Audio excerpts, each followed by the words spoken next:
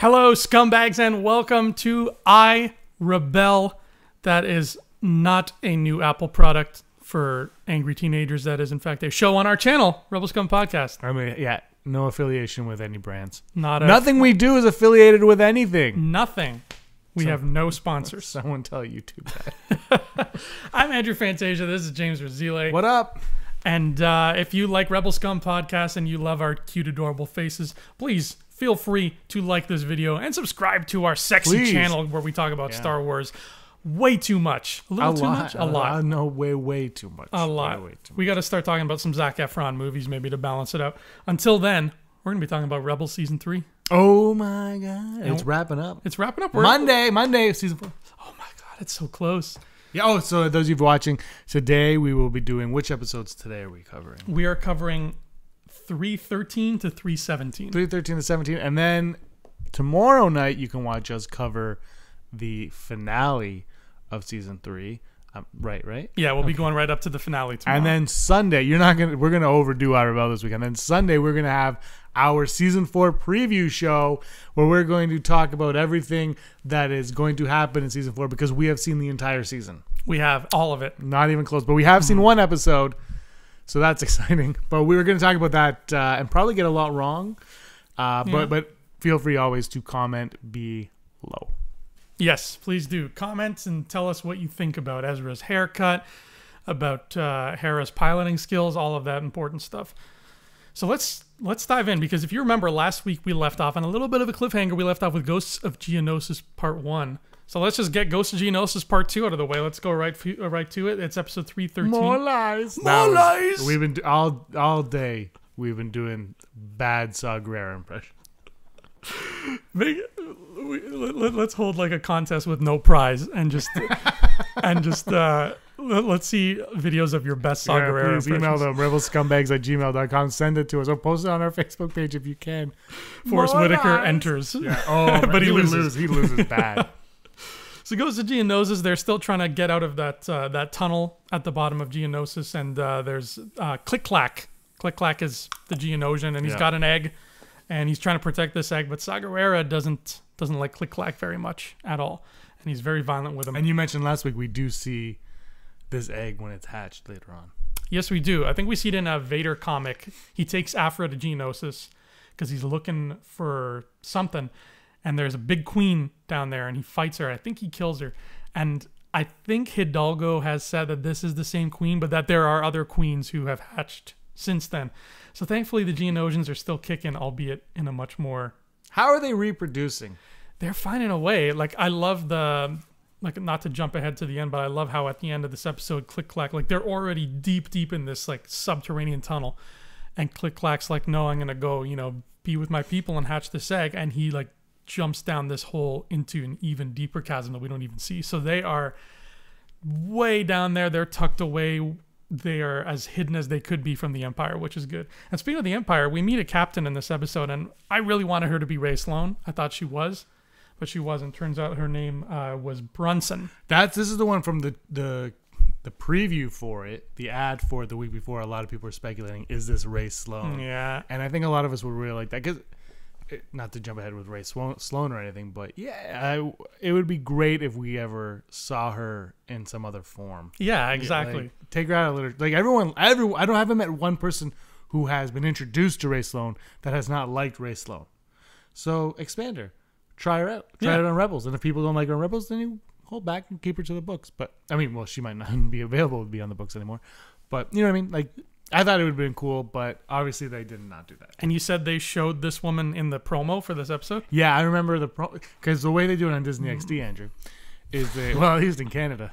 I think we just get your feed. But so the episode airs, and then at the very end, they're like, there's a 15-30 second commercial, which gives away way too much of the plot. Oh, like a TV show. Yeah. By the way, any Canadians watching, we have not really heard an official Canadian date, so we're hoping it airs the same day. My friend was like, "Oh, Star Wars airs on Saturdays," and I was like, "I think it's Mondays." He goes, "Well, I just saw the time." So, and he works in TV scheduling, so I don't know. You tell me. You tricked us though, Lucasfilm. You tricked us. As Canadians get nothing. We get nothing, and then you put people like this woman Brunson in the promo, and somebody knew when they made that promo. They're like, people are gonna think it's Sloane. But she's obviously she's not successful. She doesn't blow these rebels out of the water. They escape that hole. I think they're trying to bring a canister of gas back with them to prove that the Imperials did this. And I honestly can't remember if they succeed or not because it was a while back when I watched this. But they do find the gas canisters. They find the proof that this extinction is all the Emperor's fault. And we are left to speculate what's going to happen next with Saw Gerrera. Obviously, now we know he's going to be in season 4. And I just hope that we see him get really messed up. Because my one thing, and I think I said this last week when we covered the part 1, he didn't seem too far down the rabbit hole yet. No. Like, he didn't seem like he lost his marbles. He didn't look like he was in too bad of shape.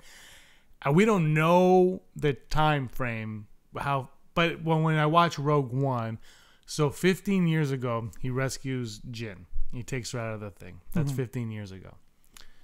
And then Rogue One's 15 years later. So sometime in those 15 years, his health deteriorates badly. I mean, it might already be when we first see him, but in those 15 years, his health has to go, his hair has to grow. Yeah. But his health really has to go, and his marbles have to go he has to lose even more marbles. And it seemed in this one, they were kind of losing, but not all the way. And yeah, I really like to see them. I mean, this is kind of like almost on a lesser scale the Chem Syndulla thing. Yeah. Where it's like, you're giving me a little bit different from what, like, he should have been. I mean, I understand storytelling wise, he can't be all the way gone. Otherwise, we won't want anything to do with him. Even they want us to understand that he's dangerous and not a great guy, but he can't be too far gone because we will not be behind him whatsoever. We're like, why is Kanan going on this? Why are these guys going on this mission with this crazy lunatic? Yeah. So I think that's why they held back a little bit. But yeah, Two Tubes is there. Two Tubes, yeah. So now he has permission to be crazier. Yeah, because Two Tubes can weigh you down. Two Tubes is all sanity. At least we got, like you said, his toes were dipped into the pool of mental instability. Like he's not cooperative. He's more trigger happy than everybody else on the team, and he's got that laugh, that wonderful, wonderful laugh. So more lies. At least we have we have like the steps towards Saw. I can't wait to see never tell me the odds. We see Borgullet in season 4. Oh, I think this should be on our season preview show. Okay, done. 10%. We'll write it down so we don't forget. I will. Do you have yeah. a pen? I don't, no, but I have a good memory. Blood. Oh, write it in blood. 1 second. Imagine. So let's leave Geonosis behind and go to 314, which is called Warhead, which is not as scary an episode as the name would lead you to believe. The first word of that episode is actually the first word from Revenge of the Sith. Don't tell me. Lock onto a Martu. Yep. No. War is in the crawl. Right. Excellent. I hope that's I hope The Last Jedi starts with war! Exclamation point. Once again, the galaxy is in. That. Oh, I'm in. Or war? Question mark. War? Snoke. What if the first the side act? But what if the first line in the crawl of The Last Jedi? Snoke, the last Sith. And then episode 9 is called The Last Sith. They just like tell you the first paragraph is Snoke, an ancient being from the old Republic, has once again emerged from his tomb from the unknown region, sucking the life forces of unsuspecting Jedi all over the unknown galaxies. You're like, what? What's happening? Okay, here? What's going on? What? And then hashtag wicked as Snoke. The last line of the crawl is, "I told you you'd get answers." ... P.S. Rey's parents don't matter. Warhead is not about it's about a warhead, but not the way you expect. It's about a warhead that's hidden inside a droid that looks just like the Macquarie C-3PO, like I forget her name, the female robot from the movie Metropolis. Like it looks just like that. This thing was kind of a cool idea. I'll stop there. Yeah, I liked that idea, and I like it's a bottle episode. I mean, you just got Zeb, Chopper, and AP5 alone on the base, having to deal with this droid, who starts off like harmless, but then he gets effing scary pretty fast. But again, just because it's a bottle episode doesn't mean it's wasted by the writers, and Filoni takes advantage of it, because by the end of what happens here, because of this droid being sabotaged, they sent him back to the Empire, and it blows up the Star Destroyer or whatever ship that it's on. And because that happens, Thrawn's search zone gets narrowed. He puts two and two together, as he does, because he's Thrawn, baby. He sees that this droid was blown up. He knows where it was sent, and et cetera, et cetera. He gets the details, and he's like, okay, so all the droids that were on that ship got sent to this part of the Outer Rim. All right, good to know. Narrow my search zone again. Like Thrawn, like nothing goes over his head. He's like the opposite of Drax the Destroyer.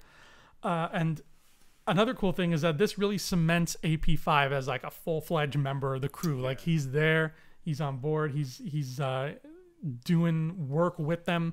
And Steven Stanton is amazing as AP5. He's so like that guy. I'm a huge AP5 fan. Let's hear your best AP5 impression. No, I don't do okay, that. let's hear your worst AP5 impression.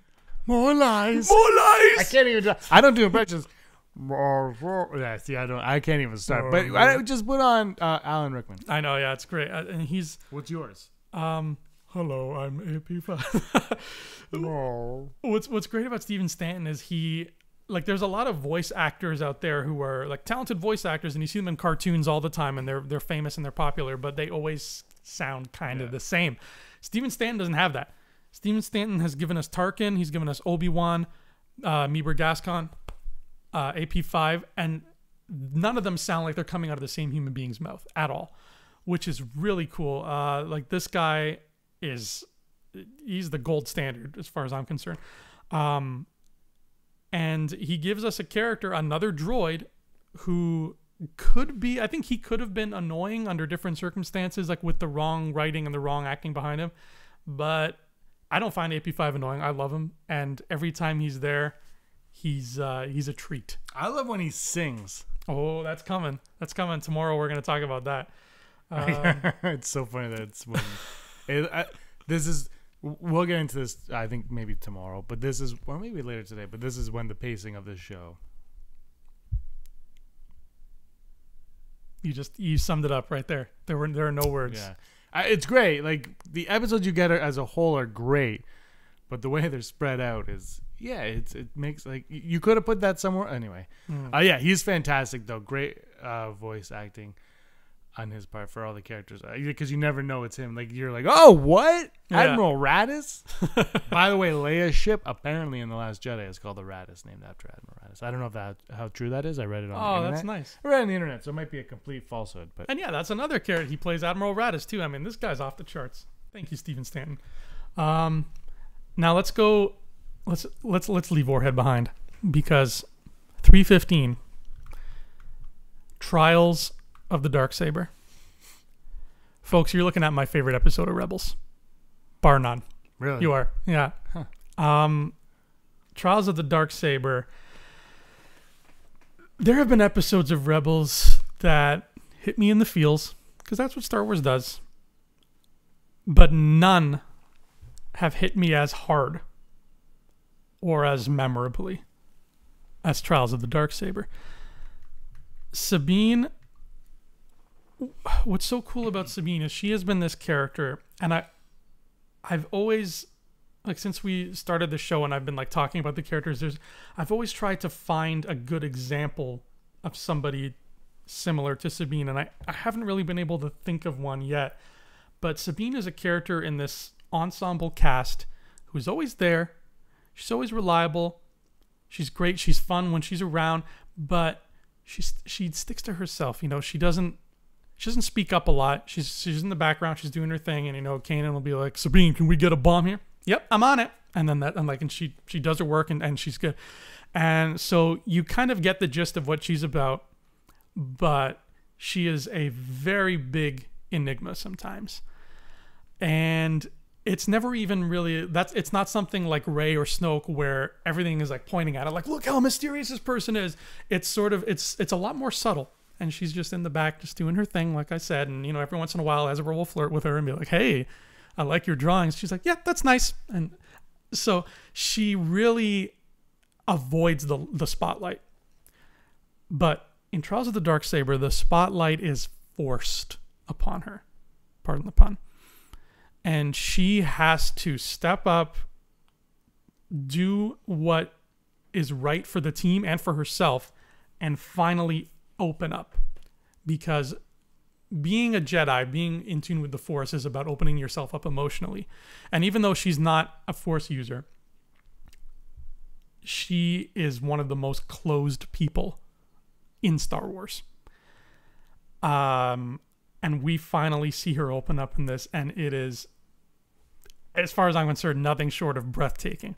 Like her whole, the dramatic arc that she goes through in this episode alone breaks your heart, because you've spent so much time with this girl and you consider her a friend, you've considered her part of the crew, but you realize how little you knew about this person. James, when you saw this, what were your thoughts walking away from this episode the first time you watched it?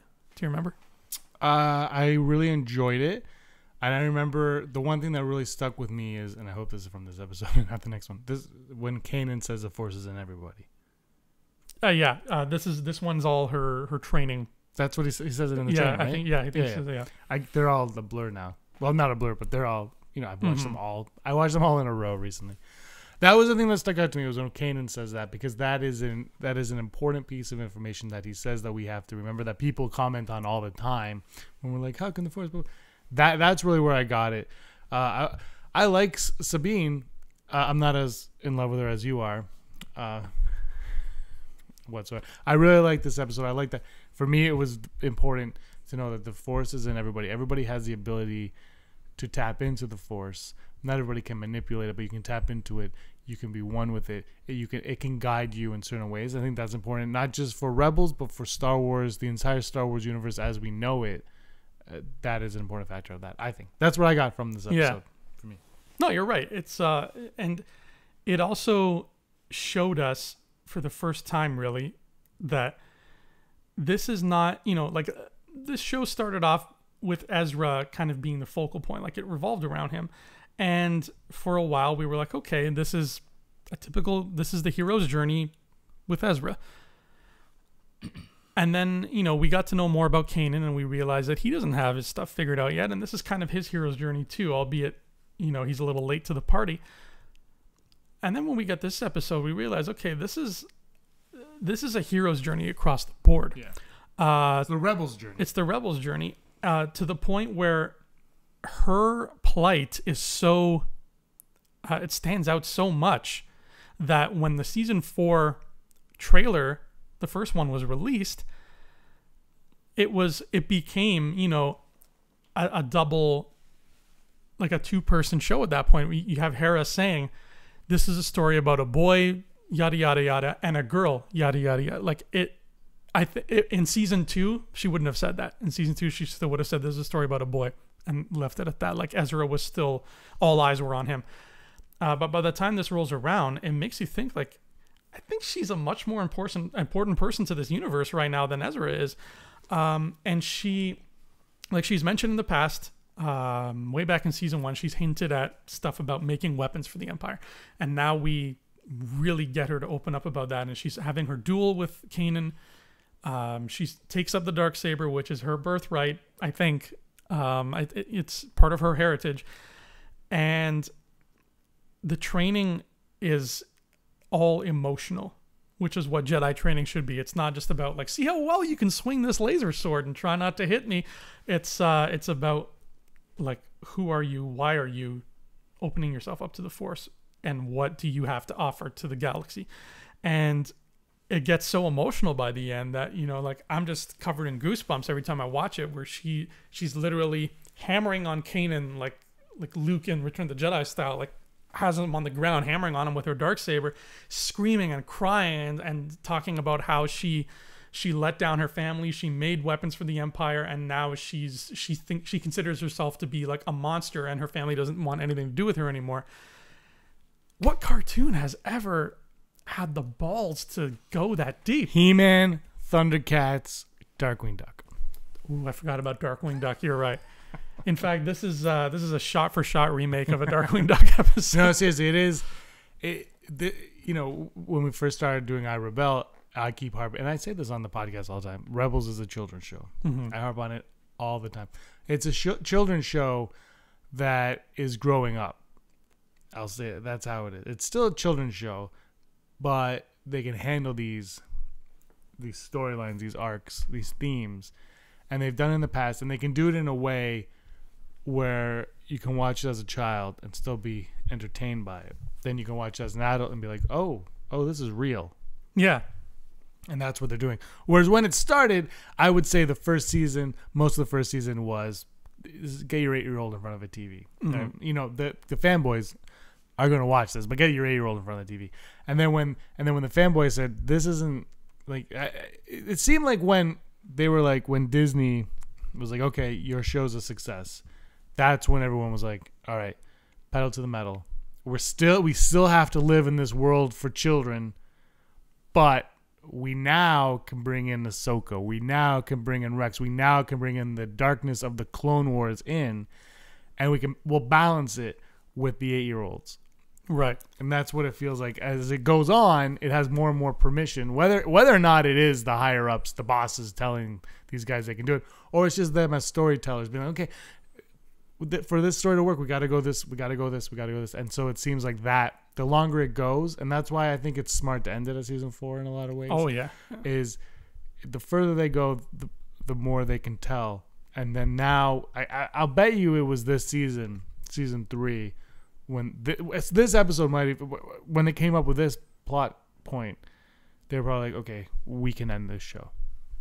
We know where it has to go. We know, and it had nothing to do with the movies. It had to do with their own characters, and they let the characters tell the story. Right. That's what I think. And it must have been such a cool feeling for Tia Sarkar, the actress who voices Sabine, because she is primarily a voice actress. She does cartoons, maybe a handful of video games, and in that industry of, working like strictly for cartoons, doing voices for cartoons.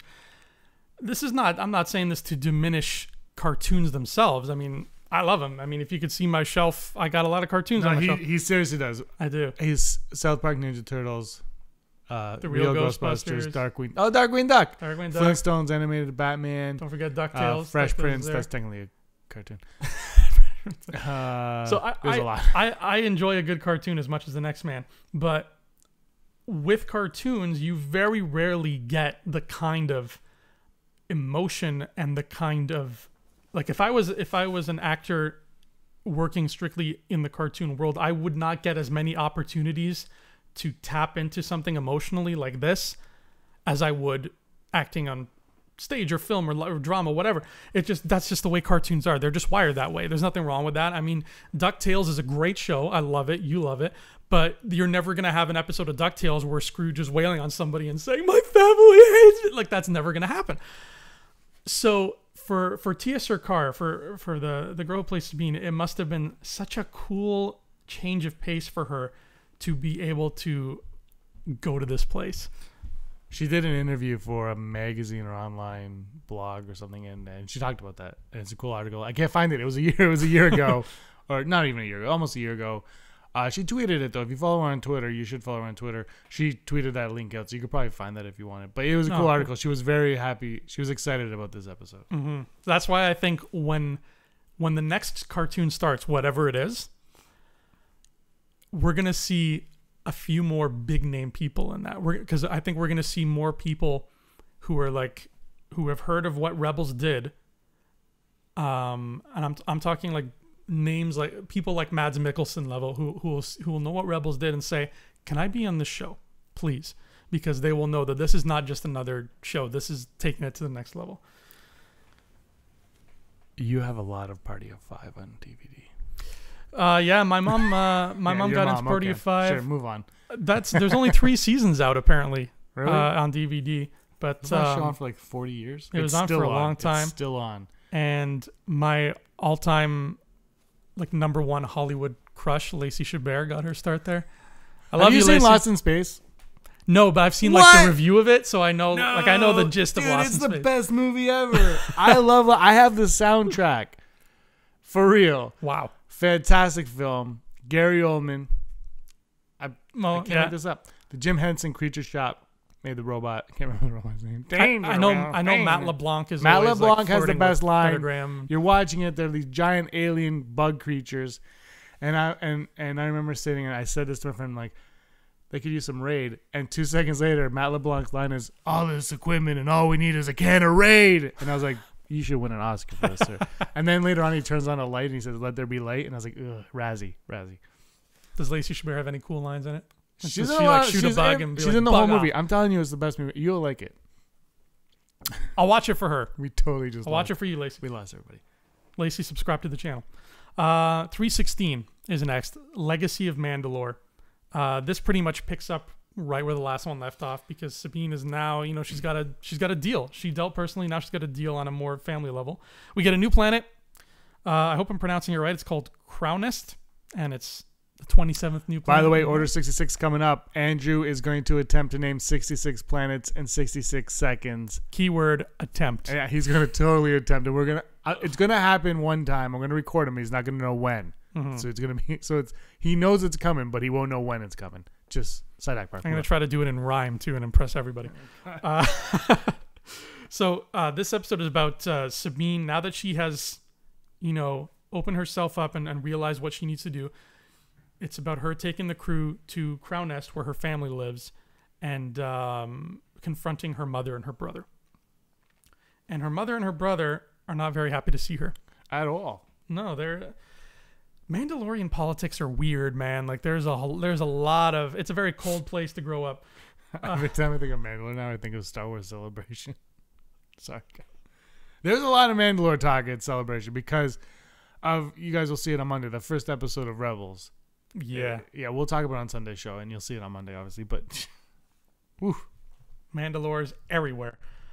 So she's on Krana. She's meeting with her family. But her family is loyal to House Vizsla, which it makes them a very powerful clan. Hidalgo has said that there are... Now, this kind of blew me away. So we're talking about planets in the Star Wars galaxy, and I'm still working on trying to figure out exactly how many there are in canon. But there better be 66 of them. There better be just 66. Pablo Hidalgo said that there are close to 1,000 worlds that are strictly part of Mandalorian rule alone. That seems a bit excessive. It does. That's literally what I wrote here. I wrote, that's a bit much. Okay, to that point, because when this episode aired, and now my thoughts of it have changed quite a bit, but when this episode airs, and I believe I mentioned it in whatever podcast episode we were doing at the time, when this aired, I thought that the next animated series was going to be a Mandalorian show. Now my tune has changed because of what people are saying. Mm-hmm.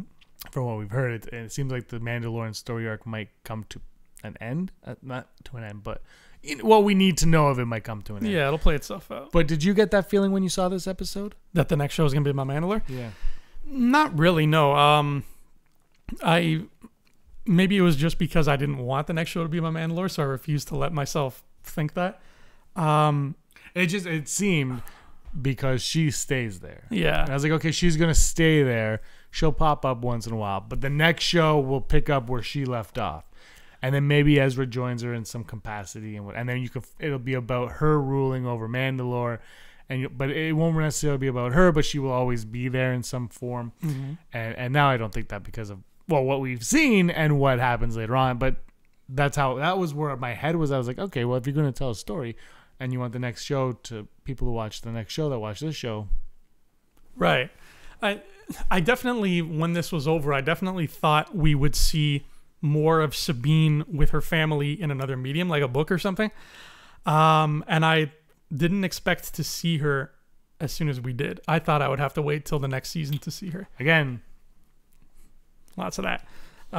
Yeah, like she comes back quickly. No, she does. But we get a really cool lightsaber duel between her and Gar Saxon. Yeah. Takes place on a frozen lake, and then the lake's cracking. And he stole her Darksaber, and she's using Ezra's green one, and it looks cool. Green versus black. It looks neat. Yeah, you get to see that on December 15th. December 15th. 14th for me. What happened on December 14th? I'm going to go see Star Wars. Oh, right. He's going to go see the press. Last The Jedi. press and everyone gets to see on like the 8th of December, but we're technically not press. Yeah. I don't even know how to get those tickets. If we can, we'll try. Yeah, if you're the person who gives out press tickets to press, hi. We cover Star Wars. We cover Star Wars. We talk about Star Wars. We don't cover. And we're in Canada. I'm sure there's a shortage. I'm sure the premiere here is December 12th, like 20th. 2019. It's like the movie's been out for 2 weeks, but here's the Canadian premiere of this. Go for it. I'm joking. It'll be like, I think for the Force Awakens, the Canadian premiere was the Wednesday before it came out. Yeah, I think you're right. I think Wednesday is what they usually did. We got Kevin Kiner give us a great Sabine theme in this 2-part episode. I wish I could hum it, but I don't remember how it goes. But it's a very More heroic. lies. More lies. He remembers exactly how it goes. It's what I liked about the theme was that it's very heroic, but it's also very sad at the same time. Which foreshadowing? Maybe are we gonna see Sabine die? I hope not. I hope so. Well, if something's got to happen. I don't hope so. I hope nobody dies. But someone needs to go. And there needs to be a big emotional, it has to be impactful on the rest of the crew. And you've built her up to this. You've built her up for Mandalore. And if she goes, I can't think of anyone more impactful on the show to go at this point. In terms of the galaxy as a whole, like the impact that would have. You're right. If you want to kill someone just for the Rebels crew, you get rid of Hera. You can get rid of Kanan, maybe Ezra, Zeb. Like Zeb for me is the most expendable. Yeah. Yeah. And that's nothing against his character. But if Zeb dies, what impact does that have aside from Kanan, Hera, Ezra, Sabine, Chopper? Yeah. AP5. Do you know what I mean? Like, and Callus. Callus would be affected. Oh, Callus would be sad. But really, aside from the small group, what impact does it have? Sabine, look, Kanan and Ezra we'll talk about this again. They need to be figured out, whatever. But if Sabine goes, the impact, and it's the final season, so it's not like she's coming back anyway. So it's just so impactful, I think. Especially because it looks like she's being groomed to be a good leader. Yeah. Whether that's a leader in the rebellion or strictly with the Mandalorians, she's being groomed to lead a big chunk of people into a more prosperous time. And without her, those chunks of people, whoever they are not going to be as well off. Yeah, I mean, they don't have to kill her. I'm also going to say that. Yeah. Then next we have 317. Oh! Through Imperial Eyes. This is the best episode. You like this one, huh? I think I did. This one starts with a first-person view scene, like the cold open of Callus waking up. Yeah, that was cool. And there's a fun bit of trivia on the Rebels Recon on the Blu-ray where Filoni was saying, like, we had this scene where, Callus gets up and it's through his eyes and he gets out of bed and he looks in the mirror and we see that it's him. And he goes, but we didn't have a model of Callus rendered with pajamas. So if you notice, he is sleeping in his uniform. He wakes up and he's already got the uniform on, which is kind of funny. But man, yeah, that opening thing was great. That was a really cool shot. What do people sleep in this universe too? Have you ever thought of that? Like what pajamas? Like what are seen pajamas? Like Padme and Anakin topless, but we never really see what people sleep in a galaxy far, far away. Yeah, that's true. Maybe they don't sleep much. I want to know how Vader sleeps. Like, does he sleep? That's it. He just kind of sits there and floats. Yeah. Don't drown. You're probably right. And then old man Vanny just wakes him up and is like, "Sir, your hair appointment." He's Snoke, by the way. I knew it. Black robe. That's how you can tell the bad guys. Now this was an ingeniously written episode. You're right. This was great because we see the craftiness of the rebels as they try to, they sneak their way past Thrawn. But at the same time, we also see how easily Thrawn can put two and two together, and he uncovers their ruse. Like he sees through everything. So it's just, this whole episode is just a chess game between Callus and the rebels and Thrawn. And by the end of it, we want so badly for them to succeed, but we know like Thrawn is not. He's not just another Imperial guy. He's not like that dude with the sideburns that you can just fool. It's not going to happen. Named Callus. No, what's that other guy's name? Not Callus. We saw him once, then we see him again. I can't, but he has like his sideburns are off the hook. We get foreshadowing of Rook in this episode because that is the password that turns off Thrawn's training droids. And those droids, by the way, they look like the Dark Trooper models, which is neat. And then we also saw Hera's Kalikari, her little art sculpture thing. It's still in Thrawn's office. I don't know why, but I'm so invested in that thing. Like, I want to keep track of it. I want to make sure it gets to her hands again. Maybe it will, maybe it won't. But this whole episode was about sabotaging Thrawn's information regarding where the rebels might be hiding. And it all revolves around his office. Most of the action takes place in his office and sneaking into it and out of it. This had a very Ocean's 11 kind of vibe to it. Yeah. People are, like, Kallus is exchanging cylinders left and right. There's that guy, I can't remember his name, who's another officer on the ship. And he's really naive, and Kallus basically plays him this whole episode. And, like, he does the whole thing where he's like, I trust you. And he's like, while he's doing that, he's switching their cylinders around. And it's a lot of fun. I love little heists like this. And by the end of it, they pull off a confusing enough ruse that should work, and it would have worked if it wasn't Thrawn they were doing it to. Thrawn really, like, by the end of the episode, he sits down with Yularen. We see Yularen again, by the way. And R.I.P. R.I.P. What did he go out on the Death Star? Was that a fact? He's gonzo. At least we don't have to hear that voice narrating anymore. I wonder if that his last moments on the Death Star was like, "Death on the Death Star. A rebel pilot has just shot 2 proton torpedoes." And then I love it. Thrawn is sitting with him, and Yularen's like, "Oh, I can't believe." I forget. I wish I remembered that other dude's name. That guy. I can't believe that guy was the traitor all along. And Thrawn's like, he wasn't. And I think, correct me if I'm wrong, but I think this episode ends with him stating, "The traitor is Kallus." Yeah, because Yularen respects Kallus. Exactly. Right. Yeah. There's a connection there. So yeah, and then Yularen's like, "What?" Mm-hmm. And he's like, what should we do? Should we go after him? Should we arrest him? And Thrawn's like, no. Let him think he's winning, and eventually he's going to lead the rebels right into my hands. Yeah. Thrawn's a scary dude, man. I don't want to mess with him. But that is Through Imperial Eyes. Great episode. If it is truly your favorite, kudos, because that is it's not my favorite. I really liked it. You really liked it? My favorite I'm episode. putting words in your mouth. More lies! But that is I Rebel for today. We got through 5, and we have 5 left. 5 left till season 3 is done, and we are done. And then season 4 starts. Oh yeah! Can't wait. I'm really looking forward. I mean, I've seen the first episode, so I'm a little. But the first 2 weeks of Rebels, they're playing 2 episodes back to back each week, so it's 2 episodes of Rebels, guys. And did we see only part 1? Yeah, if you went to Fan Expo Toronto, which I did and you did, and the day we were both there, the Saturday. No, I wasn't there Saturday. You weren't there Saturday. I was there Friday. Brock was, but he slept in.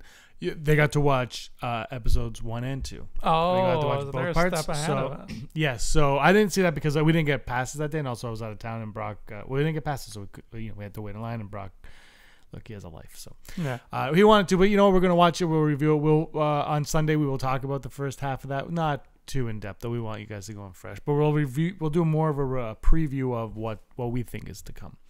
This is fun. We're getting there. So stay tuned. I Rebel will be back tomorrow with season 3 wrapping it up.